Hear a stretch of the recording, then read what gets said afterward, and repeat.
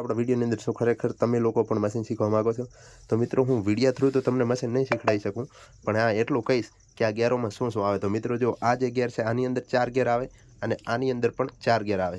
હવે જો આ ગિયરની અંદર કયા કયા ગિયર આવે ખબર છે? જો પેલું બકેટ દેખાય ને એના 2 ગિયર આવે. જો બકેટ ખુલે અને બકેટ બંધ થાય અને ડીપર ટૂંકું થાય.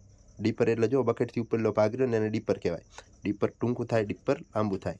અને આની અંદર પણ 4 ગિયર આવે. જો બૂમ ઊંચો થાય એટલે બૂમ આને કહેવાય મિત્રો. જો આ દેખાય ને આટલેથી આ પેલો જો સામે કૂણ જેમ દેખાય એટલા સુધી આને બૂમ કહેવાય. તો જો બૂમ આમ ઊંચો થાય આ તરફ કરો તો ને બૂમ નીચો થાય, અને જો આમ કરો ને તો આખું બૂમ સાઈડ સ્વિમિંગ થાય. એટલે કે આ જે આખું બકેટ બૂમ અને ડીપર લ્યો ને એ આમ સાઈડ સ્વિમિંગ કરે. આ સાઈડ કરો તો અને આ સાઈડ કરો ને તો એ આખું આ સાઈડ સ્વિમિંગ કરે.